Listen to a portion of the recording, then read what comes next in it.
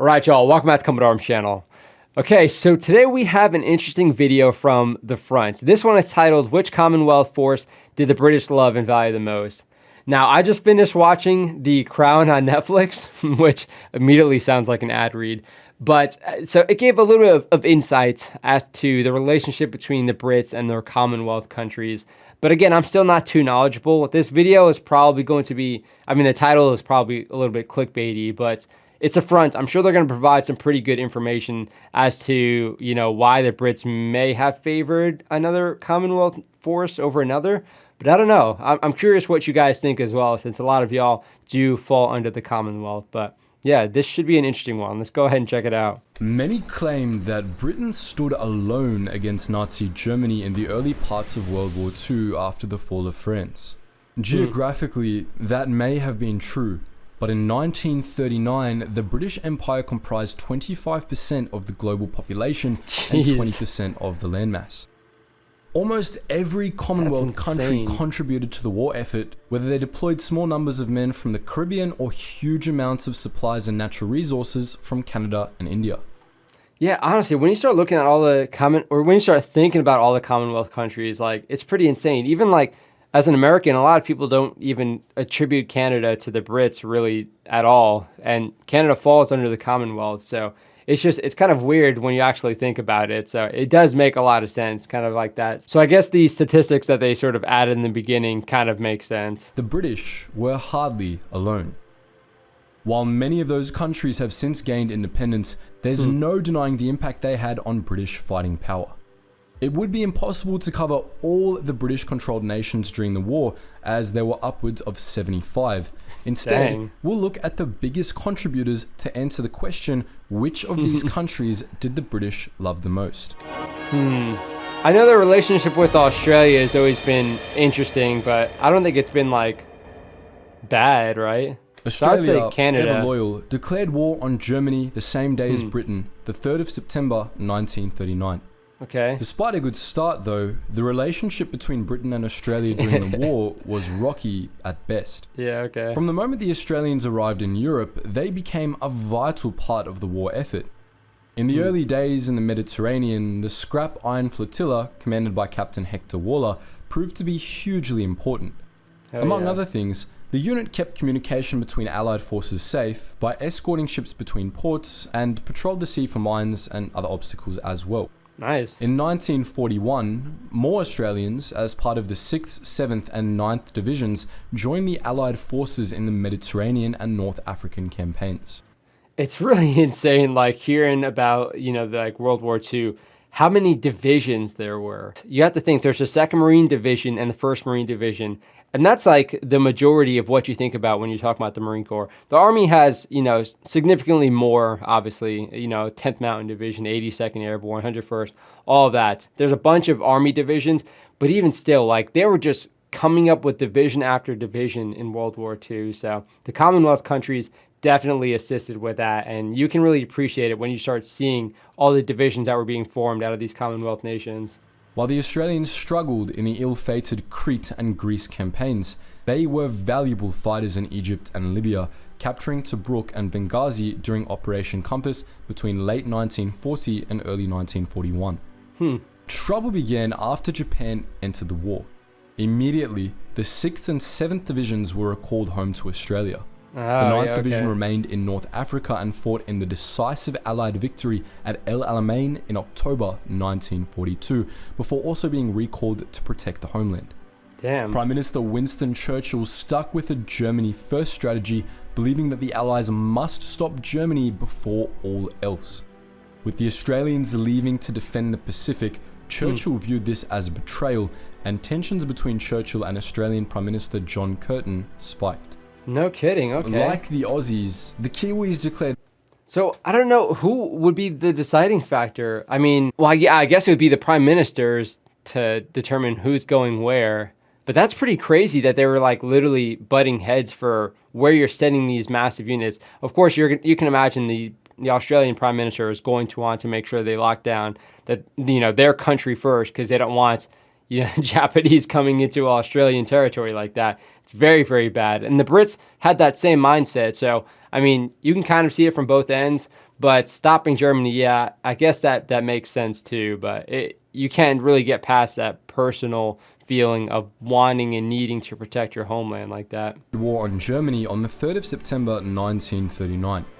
However, being a much smaller country, their manpower contribution to the war effort, both in Europe and the Pacific, was smaller. The Second New Zealand Expeditionary Force served overseas and provided a large contribution in the North African campaign. The Second New Zealand Expeditionary Force contributed to decisive victories in the Siege of Tobruk and the First and Second Battles of El Alamein. Unlike the Aussies, the Kiwis continued fighting in North Africa until the Axis surrendered in Tunisia in May 1943. This included the 28th Maldi Battalion, famed for their fierce determination in warfare. It's said that even German Field Marshal Erwin Rommel admired the Maldi for their voraciousness in battle. Despite the war raging in the Pacific in which the 29th Battalion fought, most New Zealand troops headed toward the invasion of Sicily and the Italian peninsula after they left North Africa. In the end, New Zealand suffered more casualties, proportionally, than any other Commonwealth nation. Nearly 12,000 Kiwis died, which to a population of only 1.6 million was a significant blow. However, because they were willing to remain in Europe, they did not receive the same cold shoulder from Churchill that the Aussies did. Unlike Australia and New Zealand, South Africa didn't declare war on Germany until the 6th of September 1939. This came after an intense debate in the South African parliament. 6th of September. Okay, so it started in August. World War II started in August. So it doesn't seem that bad. I mean, I guess it is kind of weird to not immediately declare war, I guess, if you're a Commonwealth country. I don't know. Again, it is an interesting kind of dynamic. It is the Commonwealth, but you have all these people that are going to want to look after their own interest as well, you know, to a certain extent. But when you talk about the Commonwealth, yeah, there gets to be a point where you kind of just need to get up and go when everybody else is doing so. With the pro-war faction ultimately ousting former Boer General JBM Hertzog as Prime Minister. General Jan Smuts, a pro-Britain and pro-war leader, took his place. After South Africa's declaration, they immediately sent troops to the North and East African front. However, because of the apartheid policies in South Africa, they did not allow coloured men to enlist in infantry positions or serve on the front lines. As a result, the South African army contributed far fewer men to the front lines than other Commonwealth nations. The army was deployed to East Africa, where South Africans found success in the Battle of Gondar and El Wak. However, once they moved northward, they struggled. For one, the South African army required additional training before Operation Crusader, which delayed British-led operations. For another, during the Battle of Gazala in 1942, the South Africans, led by Major General Hendrik Klooper, were largely blamed for the Allies losing the port of Tobruk, despite a British court inquiry ruling otherwise. This caused tensions between the British and the South African soldiers for the rest of the war. No kidding. While tensions were high on the battlefield, General Jan Smuts was a favourite of Prime Minister Churchill. He was considered one of Churchill's closest confidants, with Churchill's private secretary, Jock Colville, proclaiming, "There were very few of Churchill's colleagues in the British government whose words carried the same weights as Smuts." Churchill definitely loved General Smuts more than. So I wonder who is actually placing the blame on the South Africans then, as far as like, you know, saying that they were responsible or primarily responsible for that defeat. Because if it was coming from Churchill, then that would be kind of awkward given their relationship. But I don't know. I don't know how these things manifest. But if you guys can provide some context, definitely let me know. Any other Commonwealth leader, but the South Africans themselves contributed little overall, and the rifts that formed between the men on the battlefield didn't earn them any love among the Brits. Like South Africa, Canada didn't immediately declare war on Germany, instead waiting until the 10th of September 1939 after a vote in Parliament. While the number of Canadians initially sent to the front lines was small due to Canada's reluctance to conscript, Canada contributed in many other ways. Canada played a huge role in the defense of the North Atlantic. During the Battle of the Atlantic, the longest continuous battle of the war, the Canadian Royal Navy ensured the safety of countless convoys sailing from North America to the UK and I didn't know that. That's kind of cool. These convoys transported men, weapons, and goods that were vital to the Allied war effort. Additionally, Canada hosted and paid for the Commonwealth Air Training Plan, which trained airmen from several Commonwealth countries to fly in the Royal Air Force. In 1944, after the voluntary Canadian forces suffered heavy losses in Italy, Prime Minister William Mackenzie King began sending conscripts overseas. These Canadians played a pivotal role in the landing at Normandy, with the taking of Juno Beach, a hard-fought victory that paved the way to the liberation of Europe.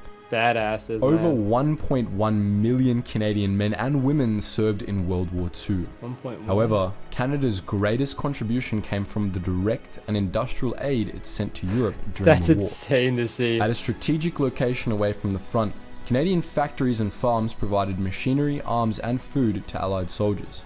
Yeah, and I've talked about this in another video, but the ability for them to, like for civilians and military, to just start changing all these factories and start producing war materials there, and for them to just ramp that production up like crazy and get all these volunteers in, it is insane to see. Like the production that was coming out of World War II is just mind-boggling. And I don't know, I can't picture that happening today. I'm sure it would happen to a certain extent, but World War II is just one of those things. Like everybody was contributing in one form or another.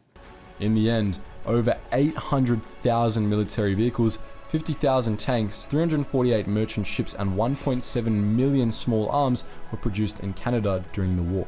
Damn. The nation even continued producing goods for the Allied forces after they could no longer afford it. Canada's total financial contribution is said to be around $10 billion, which would equal about $30 billion today. Without this industrial boost, Britain would have run out of steam. When the war broke out, Indians were divided on whether or not they should support Britain, much like South Africa. But because India was a colony as opposed to a dominion, these oppositions went largely unheard, and India soon declared war on Germany. During the war, India contributed 2.5 million men to the Allied war effort, Holy cow. all of them volunteers. 15% of No all kidding. Victoria Crosses awarded during the war went to Indian and Nepalese soldiers. That's pretty These men badass fought fact. in North Africa, Western Europe, and in Southeast Asia, most notably in Burma. The former Commander-in-Chief of the British Indian Army, Field Marshal Sir Claude Auchinleck, stated that Britain couldn't have come through the war if they hadn't had the Indian Army. India provided more troops than any other Commonwealth nation and suffered heavy losses as a result. With the Japanese advancing rapidly through Southeast Asia, the British Indian Army held firm, preventing Japanese forces from entering India and eventually driving them out of Burma. And this is another thing, of course, from the U.S. Marine perspective, whenever I think of the Japanese fighting in World War II, it's always like in the Pacific campaign. But these stories are insane. Like the Indian armies going against the Japanese armies, especially in places like Burma. Those stories are insane. Like all the famine and whatnot that was being caused in that area. It's not something that was taught, obviously, in our history classes, understandably, because there's a lot going on in World War II. I guess you can only cover so much. But hearing about it now, I'm so glad I was able to learn a little bit about these campaigns. And hopefully we can check out some more videos specifically about that. So, of course, if you guys have any recommendations for that sort of specific area of conflict in World War II, definitely let me know. Without Indian soldiers fighting on all these fronts, Britain would have been in much worse shape. However, love isn't the right word to describe how Britain felt about India. Yikes. Churchill, while recognizing the importance of the British Indian Army, did little to help India through its problems back at home. A famine in Bengal during the war killed nearly 3 million people, all while Britain continued to take food from India to fuel its war in Europe. This move drew a lot of criticism and bolstered anti-British sentiment in India. It's hard to say for certain which Commonwealth nation the British loved the most. While Churchill held the leaders of South Africa and New Zealand in high regard, their overall contributions to the war were rather small. Certainly India contributed the most men and helped win decisive battles in Europe and Asia. However, Canada provided not only men, but much needed weapons, vehicles, food, and direct financial aid too. Both India and Canada had significant impacts on the British war effort, and they were probably the two nations that deserve the most love.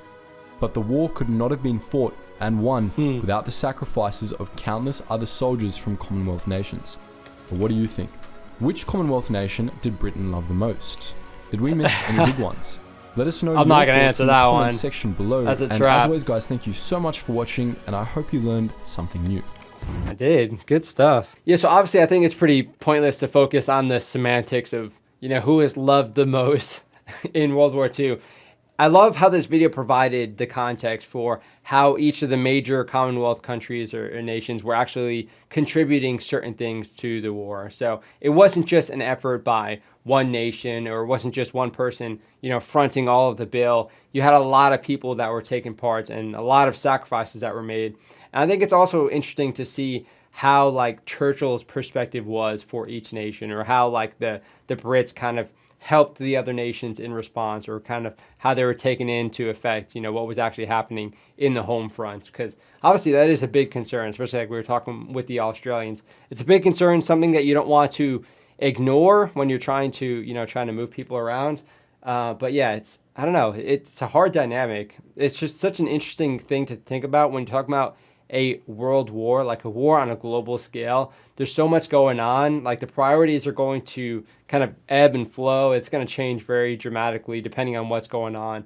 Like when the Japanese sort of entered the war, that changed a lot of stuff up, understandably. But of course, a lot of y'all are from these Commonwealth countries, or at least, what were the Commonwealth countries at the time. So let me know what you think about it. If you have any other experience or any other knowledge that you can add as far as, which Commonwealth country was providing what, and kind of the response they got back as a result from the Brits. Let me know. Let me know what your thoughts are in general, because this is an interesting one. I think nowadays it's definitely different. The relationships, and I talked to one of the subscribers about this on Instagram, as far as Canada and the Commonwealth.